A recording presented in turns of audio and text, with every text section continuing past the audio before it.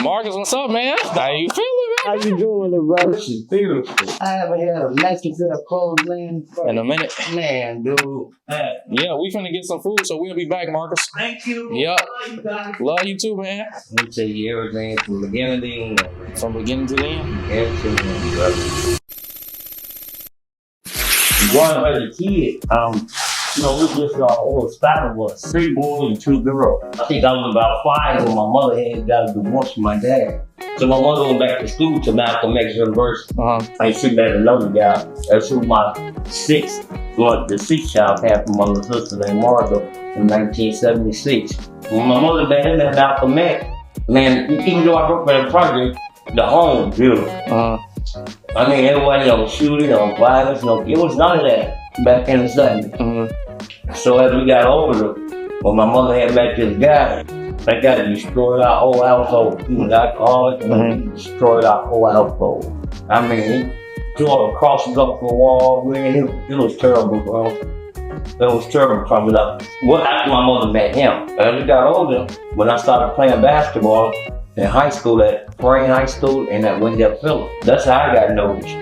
Being in the sunshine and stuff like that, that's how I got my name out there playing basketball. And I was growing up, I had a decent life. And it was pretty nice. I always take that wall break like I was Chicago Avenue, Chicago, Michigan. That was my first job of my life. Right there at that wall break. It was beautiful, man. So as I got older, got ready for high school, junior, senior year. That's how I met my baby mom. I met her in my junior year. She ended up getting pregnant on prom. My little daughter is 33 now. Her name is Kiyosha. So when I moved out, I think this one, when all the projects started getting bad with the drugs and the violence in the mid-80s, early 90s, middle 90s. So my brother and my mom sent me to California. That's how I ended up in California to play basketball for Fresno City Junior College. Then that's how I met my wife. I met her in college at Fresno City Junior College. So when I moved to California, it was so beautiful out there. It never rain, don't get cold, no snow. It's beautiful, man. It's beautiful.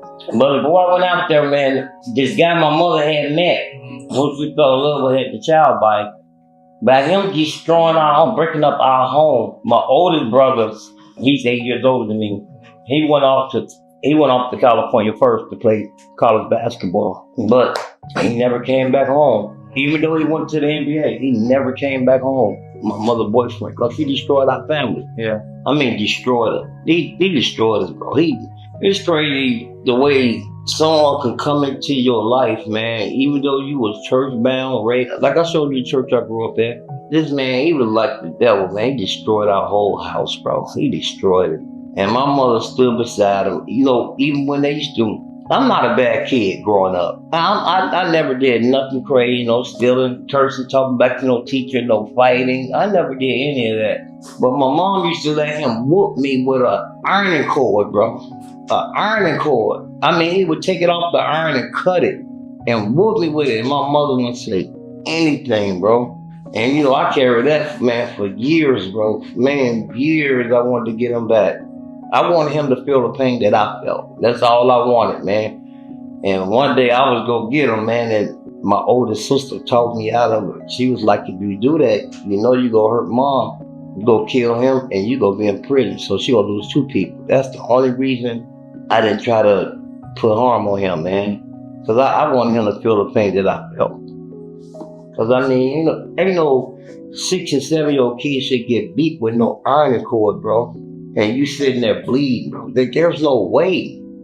And my mother never did anything about it. So I still carry that resentment. But as I got older, you know how you rebel. Because I wanted him so bad, I could taste him. When I got 15 to 16 to 17, when I was taking on weight, I was like, oh, I'm getting him back. I'm getting this guy, boy. But my mother used to always say, so now, when I come back from California in 2001, I moved to Iowa, Ames, Iowa, with my girl. Now, I haven't spoke to my family probably in about 10 years because of that. When I left, I left because we broke our family apart. So when I went to Iowa, Ames, Iowa to live, My mom got sick. I didn't know she got sick. I didn't know because I didn't keep in touch. No one kept in touch with me, so I just went on about my business. And one day my phone just kept ringing. And my girl was like, ain't you gonna answer that? I was like, no, for what? They ain't been calling me. What they calling me for now? It was him, my mother's boyfriend. Tell me I come check on your mother. I said, for what? I mean, it's 6 of y'all there. Why y'all can't help? They all tell me I gotta pay my bills. I gotta do this. So my girl had to convince me to go check on my mother. Because they didn't care about me. They left me to the wolves, down the street. So I went over there, man, and soon I walked through the door. I haven't seen my mom in 10 years. She come out the room to come and give me a hug and fall and break her arm. That was like the freakiest accident in the world.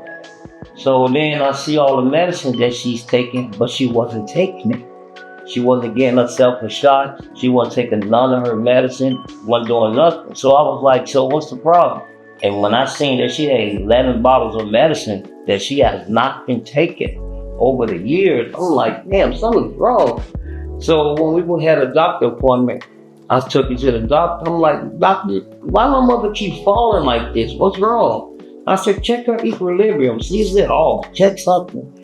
Diabetes was destroying the muscles in her leg, was making her legs weak. My mother was like 6 feet, 260. And she used to fall a lot. So I'm like, man, what's wrong? So, man, I sat there and took care of my mom, man. Until she got better, man, for 7 years. Everything you name, I did it, brother. Changed the diaper, combed her hair, took her to church, took her to a doctor's appointments, fed her, gave her medicine, talked to her, read the Bible, watched TV, because we slept right beside each other. I slept here, the toilet stool was in the middle, my mother was here. So I had to watch her 24 hours a day, because sometimes she forget that she can't walk, and she'll fall, hit her head and things like that. So I'm like, what can I do? I should sit. I mean, after my mother then took this guy in and told me I had to leave as an 18-year-old kid, Now, I'm the one taking care of both of them. Is that crazy? Now, he lose both legs to diabetes. They have to take both legs. He in a wheelchair, and my mother sitting here can't walk. I'm the same kid that they did all this abuse to and threw me out. And the minute they called me and said mom was sick, I didn't hesitate. I went and took care of my mom. And the reason I learned to take care of my mom because I had my little daughter at 21. So I learned how to comb her hair, change her diaper, give her bath, take it out. That's how I was able to learn to take care of my mom. That's how I learned. So it was kind of easy. But sometimes, and it was terrible, bro. And I always pray to God, man, God, take this off my mother. Put it on me. I don't want to see my mother like this. Put that pressure on me. Take it off my mom. That's why I used to sit up there and cry at night, man. It still bothers me today now when I think about it. So, when I had my mom for those 7 years, I used to call my sister and them, there's 3 of them. I said, man, won't y'all help me? Help me take care of mama. Come comb my hair, give her a bath, help me out. Take her places. I gotta pay my bills. I'm like, forget your bills, man, because if you were sick and something happened to you, I know my mother would have quit her job because she did it before when my sister was in a coma for 3 months. So she listened to the doctors and they put my mom in a nursing home. My mother died within 6 months, just like that. Lost like 150 pounds and died. I think she died from a broken heart and a couple more other things. But man, it was terrible, bro. It's terrible. When I had to go up there and visit my mom and see her like that, man, it was terrible. It was terrible, bro. And I told my sister, if y'all will do anything, let me know. They didn't tell me. They just took mama right from my pocket. That's how I became home. That's how I ended up in the street. So after my mom passed, I didn't care no more. Yeah. I didn't care about nothing no more. It took me about 2 years to get right. It's been about 3.5 now. As I was getting over that, then, my daughter had just had her fourth child, man. Her fourth child. I was on my way over there to see the brand new baby. And I was about maybe an hour away. And then my baby mom called me and said my oldest child, the little girl, they found in the basement, fell off a swing and broke her neck at the age of 4. That's the freakiest accident in the world. Yeah. So, and that me looking at my daughter and seeing her break down like that, it hurted me. That's a part of me in that casket. Like, so that kind of set me back a little bit. When it's like when you don't have no one right there with you to grieve with you, to understand what you're going through, it's pretty hard by yourself. It's like you all alone. So, as over the years, I started telling myself, you know what, I can't live like this, because if I continue to be sad or unhappy, what if I get sick? Who's going to help me? Who's going to take care of me? So that's what made me change my ideas. I was like, you know what, man, I'm not going to let nothing bother me no more. And I don't take things to heart like I used to, because it can really hurt you. You can have a stroke behind it. You can have blood pressure. You can have a heart attack. Worried about things. Yeah. So when I became homeless, I was worried at first, and after that, I said, look, I have no control over this. I said, God, whatever you got planned for me, I'm ready for it. And I say the past year, I met a lot of interesting people that has been trying to help me. At first, I guess COVID hit. So there was no one out there. It was like a deserted island. The whole city was deserted. I was the only person on the red line on 8 carts. The only person, man. Yeah, it was scary. It was scary. So when it started society, it started going away, then that's when I started meeting people, and they will always ask me, how can I help you? What's your story? I was like, help me get a place to live. Help me get a job. I'm tired of sleeping on that sidewalk or a bus stop.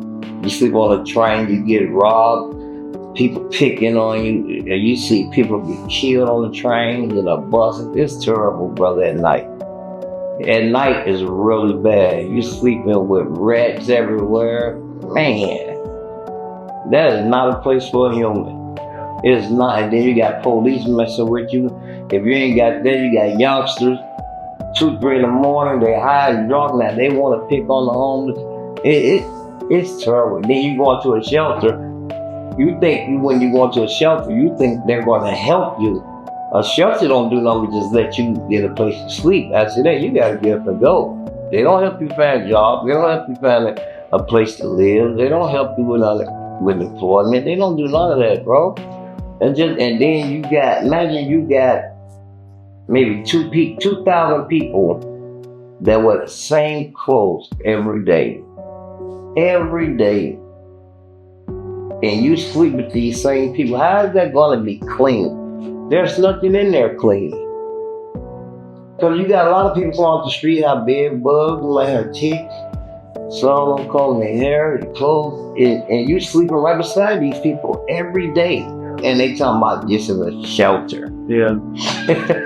Man, why you think most people be like, nah, I'm good, I'll sleep on the train. Yeah. Oh yeah, and then, what I hate about it, man, they make everyone take a shower together. That's the worst thing in the world, I think.